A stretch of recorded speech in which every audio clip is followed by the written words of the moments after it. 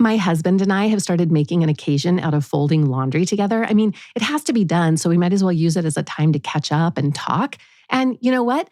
My laundry is elevated because I use this product called Laundry Sauce. Laundry Sauce is a premium line of high-performance detergent pods and laundry essentials infused with bold, sophisticated fragrances created by top perfumers. The pods are pre-measured, so there's no mess and no guesswork and no clunky bottle tipping over and dripping everywhere. It just makes the whole process feel elevated. But what really surprised me is how good everything smells. I actually look forward to getting dressed because my clothes smell incredible without needing perfume or cologne. My current favorite is Italian bergamot. It's bright and citrusy with notes of mandarin, sandalwood, and patchouli, but they also have gorgeous scents like Australian sandalwood and Himalayan cashmere. You can subscribe to the signature package and have pods, scent boosters, dryer sheets, and more delivered on your schedule. It saves you an errand, and it makes sure you never run out halfway through laundry day. And they back it all with a full money-back guarantee.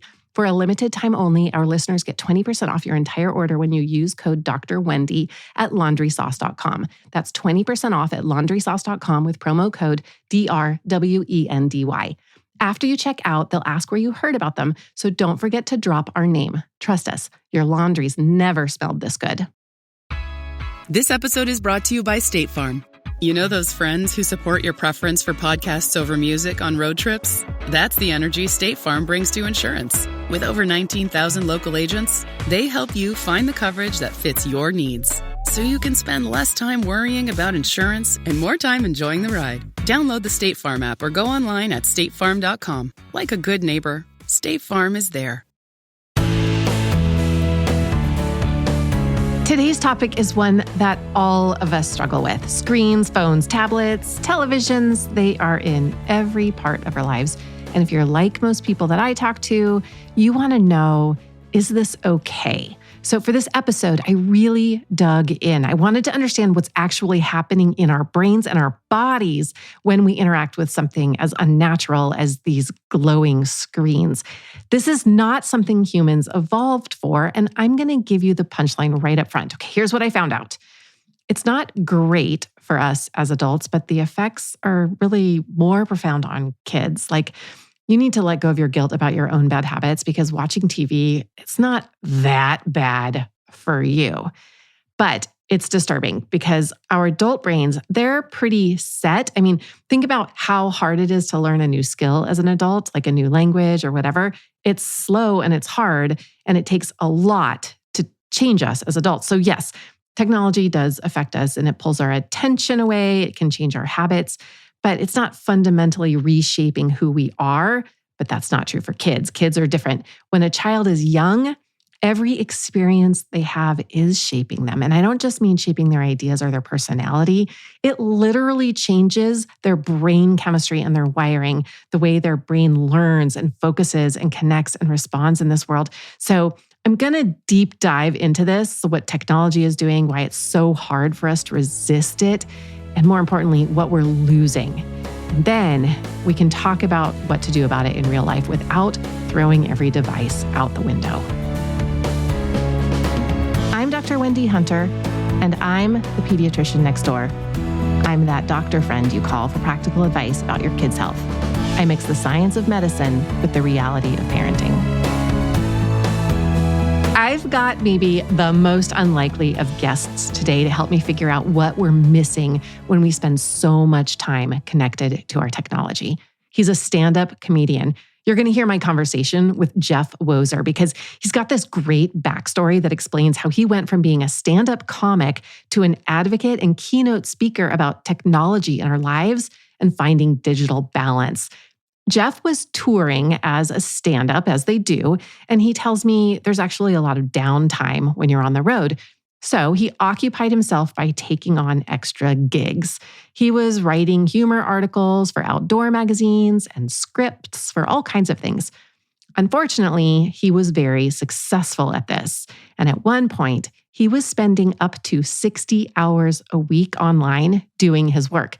He was making good money and he continued in comedy. But something changed. Here's Jeff Wozer. I enjoy the money and it still allowed me to perform stand-up comedy. But unbeknownst to me, that's when I began conditioning for my brain to crave those dopamine hits. You know, that distraction. Oh, I'll go check email for a few minutes. I'll go check news for a few minutes. I'll go check sports for a few minutes. And I didn't think anything of it. And all of a sudden, one day, I missed a deadline. And I never had a problem with this. I always took a lot of pride in always getting my deadlines in on time, articles. And then I missed another deadline, another one. I could not figure out what was going on. And then one day I came across this quote by writer Jay Brown. He says, don't say you don't have enough time. You have the exact same amount of hours in a day as, Louis Pasteur, Thomas Jefferson, Michelangelo. And he has this whole list of people, and it's just like, it's like an epiphany of like, oh my gosh, who am I to say I don't have enough time when you look what they did? But then the more I thought about it, I realized they did not have the distractions we face right now. And I started to think of it, in all due respect for them, I don't think they would have been as productive if they faced what we have right now. Michelangelo, he'd been tweeting, what was I thinking, taking this lame ceiling job, # Sistine Chapel sucks. They would have been online doing all this stuff. And so I started this that kind of opened up my brain to start looking into us. And then I came across an article. It was a cover story in the Atlantic Monthly by writer Nicholas Carr. It was called "Is Google Making Us Stupid?" And in it, he described how he and a lot of his author friends, professors, were now having difficulty writing because they lacked the mental stamina needed for deep thought to be on a screen. And that's when it hit me. It's like, bingo. That's what my problem was. It wasn't because I did not want to write. It's because I could no longer write. I know I started this episode by saying that the effects of screens on us as adults aren't that big of a deal, but losing our ability to focus, that's kind of a big deal. It's what lets us solve problems. It lets us be creative, to sit with an idea long enough for something to happen.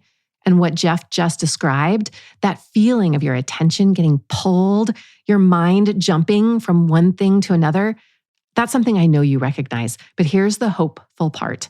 He also talks about how he got it back. He retrained his mind, which tells us something really important. This is not permanent damage. It's more like a muscle that's gotten weak. We can build it back as adults.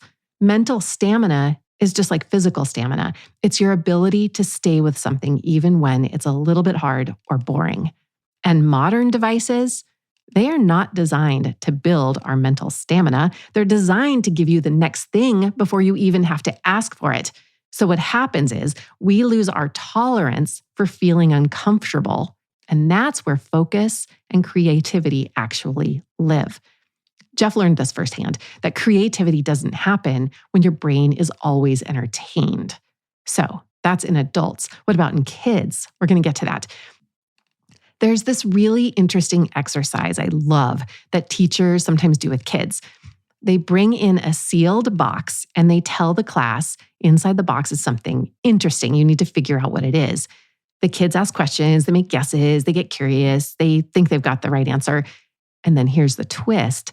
The teacher never lets them open the box. They never reveal what's inside. And what happens is fascinating. The kids are so uncomfortable, not surprising. Not knowing starts to feel painful. And then the teacher uses that moment to talk about something really human, really good for kids, that we don't like uncertainty. Our brains are wired to want an answer, to want closure. And when you think about it, this is what your phone is doing to you. Every time it lights up, you wonder, did somebody text me? What did I miss? And not checking your phone feels really uncomfortable, just like that sealed box does to the kids. So we check because our brains are wired to want to know.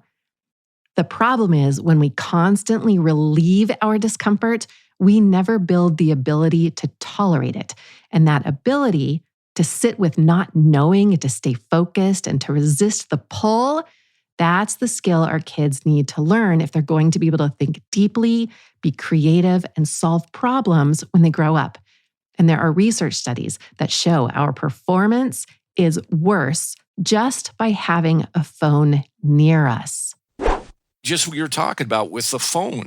They did a study with University of Michigan, but they had people come in. They told them they were doing a testing for cuffs for blood pressure. And they're just testing that. And they asked the people to just sit there. And they said, just do a word search puzzle. And then about 5 minutes into it, they came in and said, your phone is interfering with our device. Do you mind if we move it across the room? And so then once they moved it, unbeknownst to the test subjects, the researchers had their numbers, had the phone number, and all of a sudden they began texting, and all of a sudden they began calling, and the people could not pick up their phones. And just what you said, they became angry. And they tested them in terms of the word search puzzle before that phone was ringing. They were very focused. They had no problem doing that. And all of a sudden, once that phone began ringing, their cortisol went up. Their distraction was just off the charts. But we have to know now.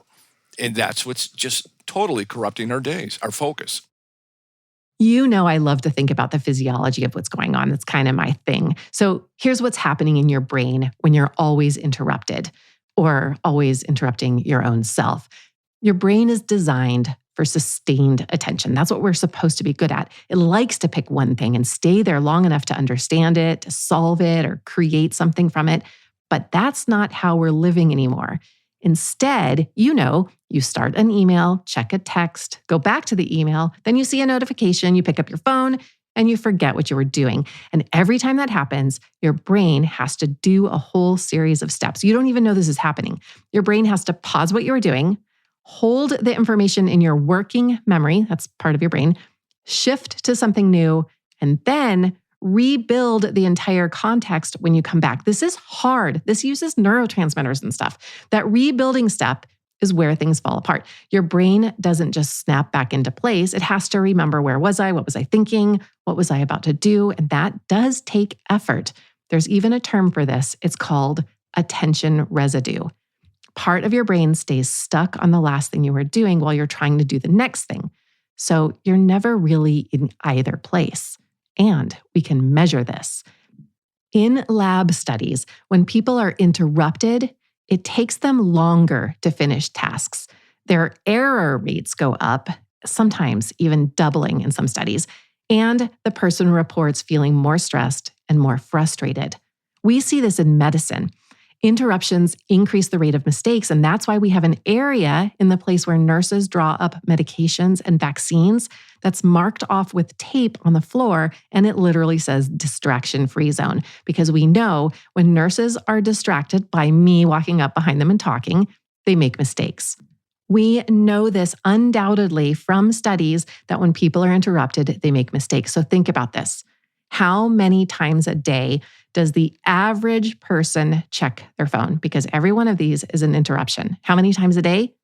80 to 100 times a day are we checking our phones. And those are interruptions that we initiate ourselves. We create an environment of near constant task switching. And over time, your brain adapts to it. And this is where it really matters for kids, because while we are unlearning focus, they never fully learn it in the first place. So where does that leave us? Should we just throw our phones away? We can't just throw away our phones.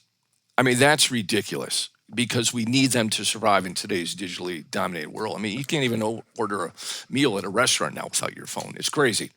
So you got to pre-plan. And that's, you have to okay, I'm going to keep my phone, in a backpack or in a purse. All you're trying to do is create friction. If you go onto Facebook, it's so easy. It takes you maybe 2 clicks to all of a sudden become, on a Facebook. Have you ever tried to get off of Facebook? You talk about mysteries. You're going through all this Byzantine trying to figure out how to get off that. They make it difficult, because the harder it is to do something, the less likely we are to do it. And so you look at everything on the web right now, autoplay. As soon as a video ends on YouTube, right, or Netflix, another video is playing within seconds. It takes away that resistance. And so they make it everything quick. And the faster it is, the more likely you are going to do it.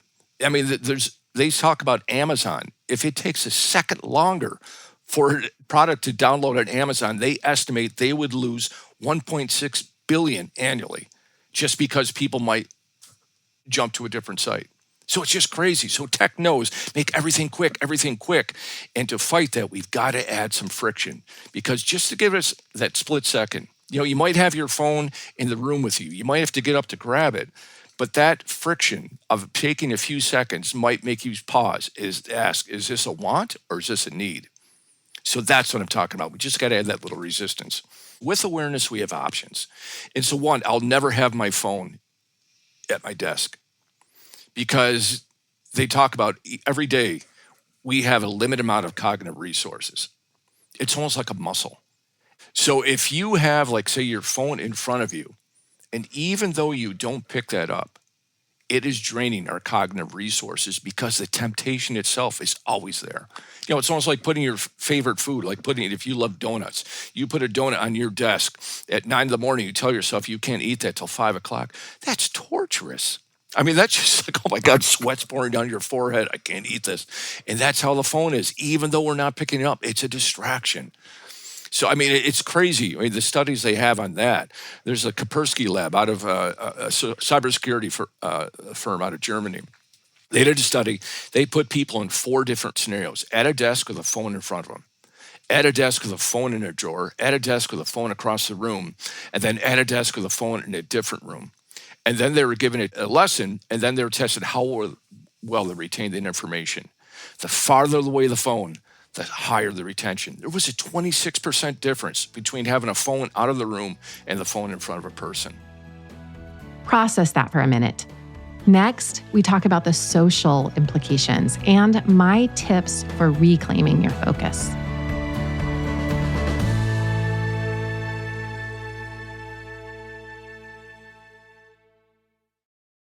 Get business done with the new American Express Graphite Business Cash Unlimited card. With unlimited 2% cash back on all eligible purchases, unlimited 5% cash back on flights and prepaid hotels booked through American Express Travel Online, and a flexible spending capacity that can grow with your business, you'll have the confidence to keep building. Apply today and earn a welcome offer of $1,500 cash back after you spend $50,000 in qualifying purchases on your new card within the first 6 months of card membership. Terms apply. Learn more at go.amex/graphite. K-pop Demon Hunters Haja Boy's breakfast meal and Huntrix meal have just dropped at McDonald's. They're calling this a battle for the fans. What do you say to that, Rumi? It's not a battle. So glad the Saja Boys could take breakfast and give our meal the rest of the day. It is an honor to share. No, it's our honor. It is our larger honor. No, really. Stop. You can really feel the respect in this battle. Pick a meal to pick a side. Ba-da-ba-ba-ba. At participating McDonald's while supplies last. Tomorrow morning is knocking. Stock your fridge now. How about a creamy mocha frappuccino drink? Or a sweet vanilla? Smooth caramel maybe? Or a white chocolate mocha? Whichever you choose, delicious coffee awaits. Find Starbucks Frappuccino drinks wherever you buy your groceries.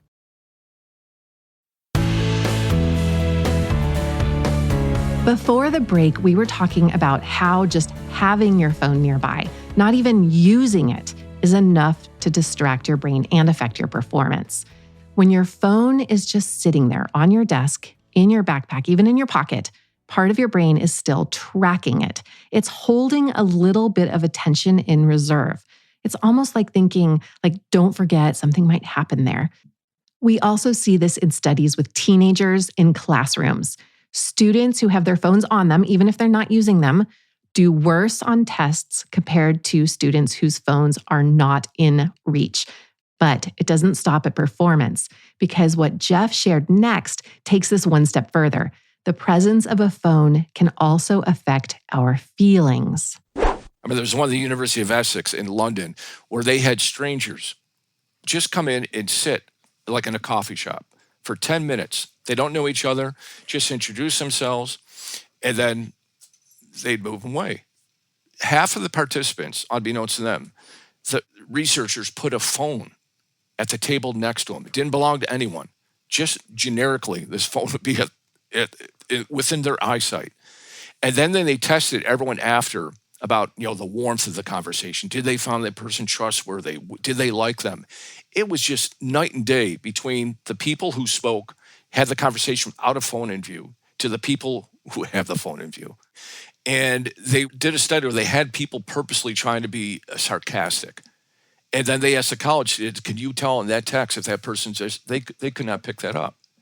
And that's what we're missing, by not being, you and I not being together. Or, we're missing those facial You can't read a person's face, and that's when you keep on hearing that, especially with the kids today. There's a empathy crisis because kids aren't communicating face to face. They don't see if they say something bad or post something negative on social media about something. They're not seeing if that person's crying, that person's laughing. They're not seeing if their eyes are wide open. They're not seeing if they're smiling or frowning, and we're missing out on all that now.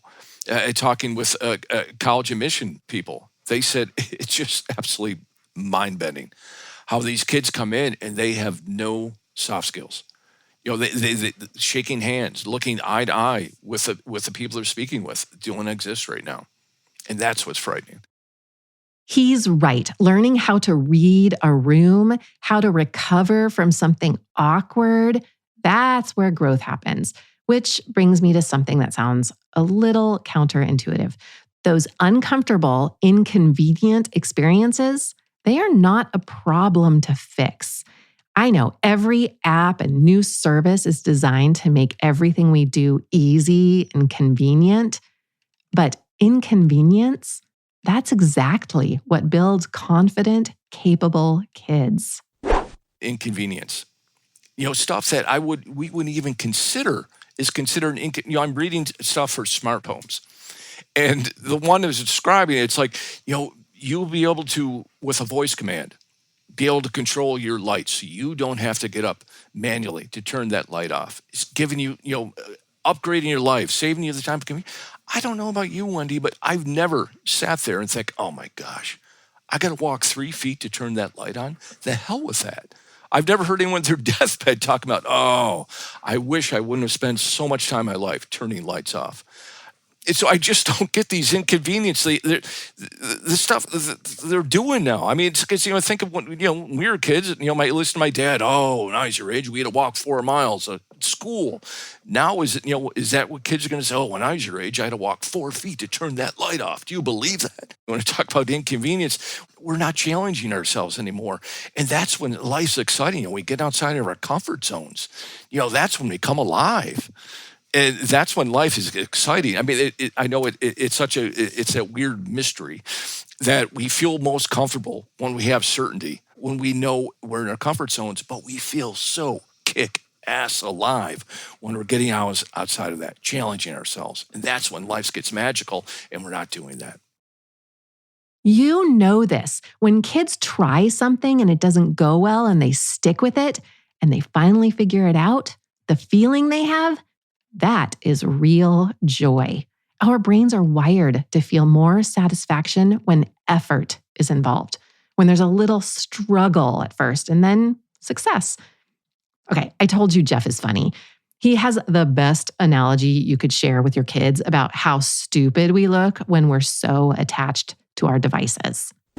Imagine our dogs. They're wonderful. Everyone's like, oh my gosh, they're always in the moment. They're not thinking about yesterday. They're the classic examples of being in the now.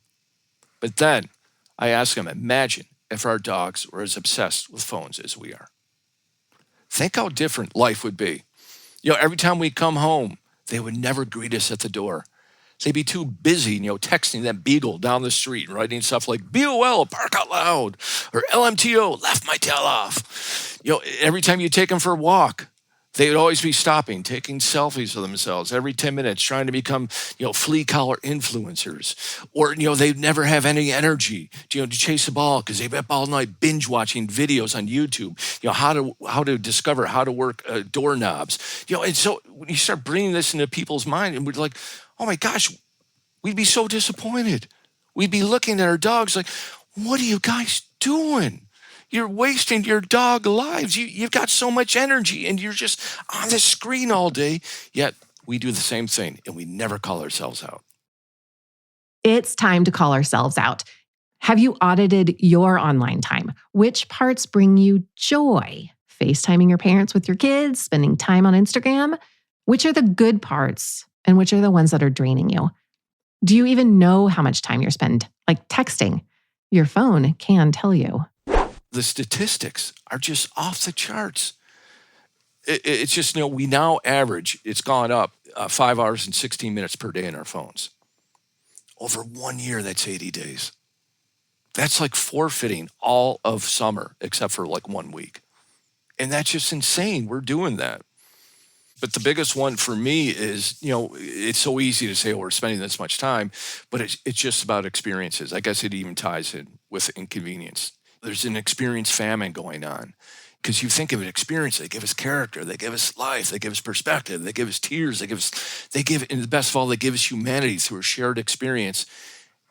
And we're not getting that anymore. When it comes to the arts, during my presentations, a lot of times I'll show a picture of one of Picasso's first paintings called Man in a Beret. It looks like any painting anyone else has done. And then I show his first foray into Cubism. It took 9 years. And that's my worry, is that we're going to remove the apprenticeship, what it means to learn a skill, find a voice, find a vision. And to me, that's just watering down. And that's my biggest fear of culture. I mean, it's fascinating. There's a cultural anthropologist. I didn't know these existed. He looks back at music. And he goes, if you asked someone to play, like you look at the 50s and 60s, you think rock and roll. You think of the 70s, disco. You think of 80s was punk, new age. You go to the 90s, we had grunge and hip hop.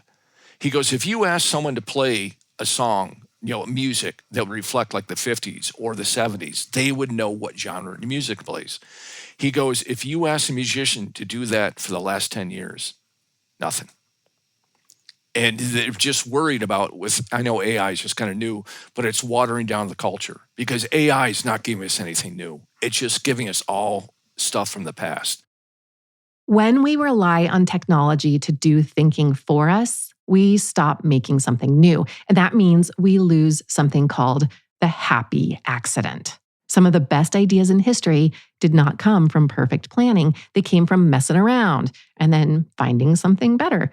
The slinky, that's a great example. It was invented by accident when a spring fell and started walking down the floor. That doesn't happen when everything is optimized and predicted and made for you. And when kids spend more of their time on screens and less time manipulating things and building things, they get fewer chances to discover something unexpected.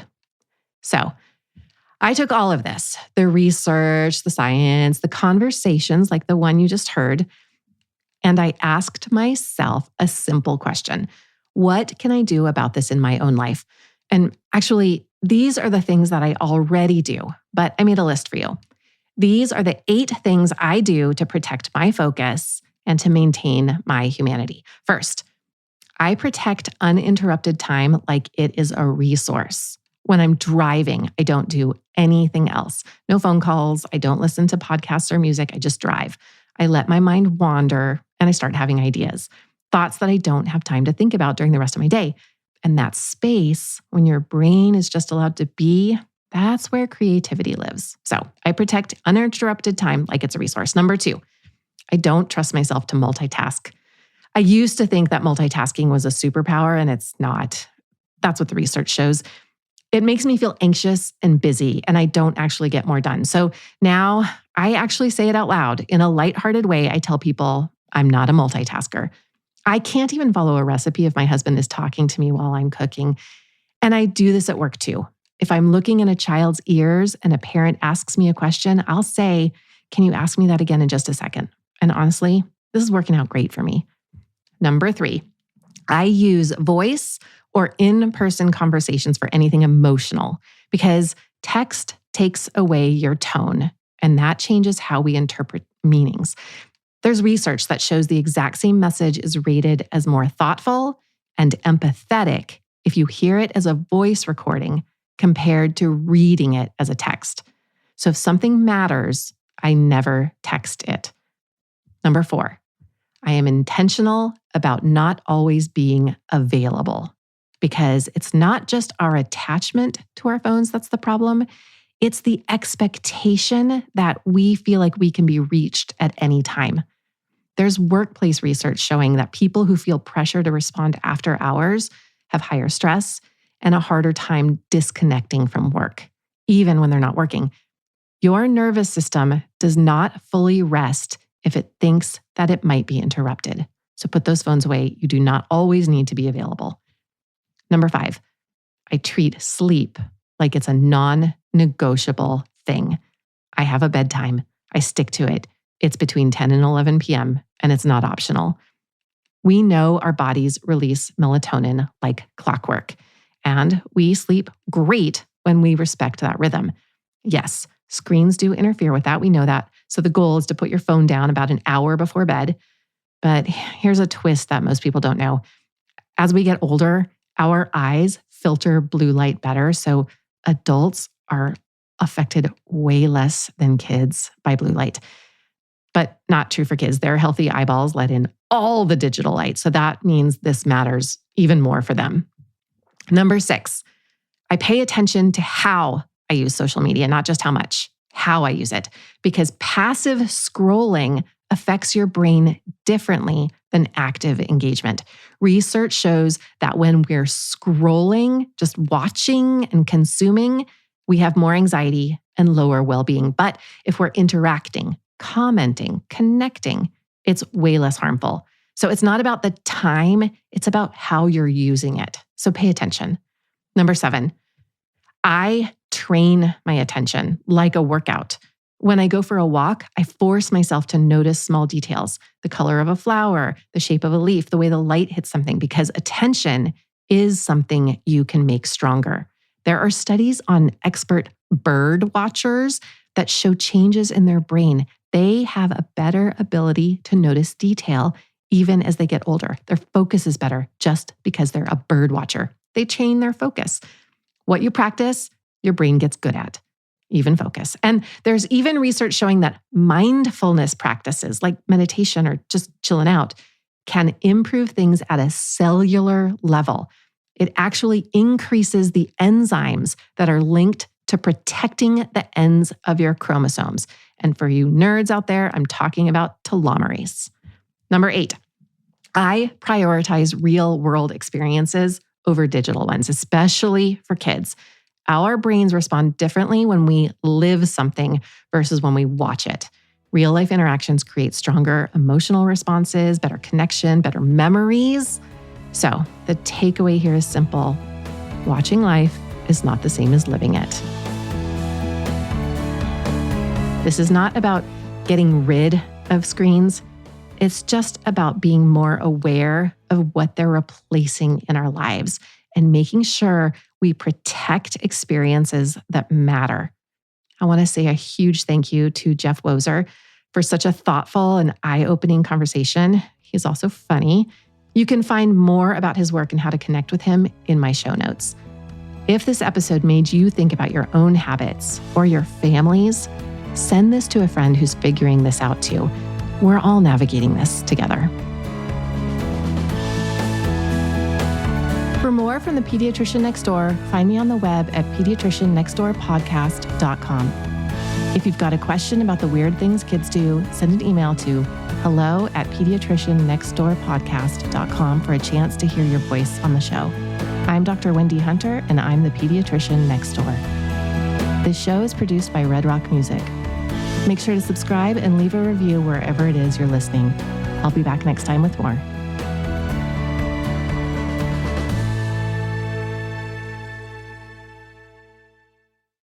Security program on spreadsheets, new regulations piling up, and audit dread? It's time for Vanta. Vanta automates security and compliance, brings evidence into one place, and cuts audit prep by 82%. Less manual work, clearer visibility, faster deals, zero chaos. Call it compliance or call it compliance. Get it? Join the 15,000 companies using Vanta to prove trust. Go to vanta.com/calm.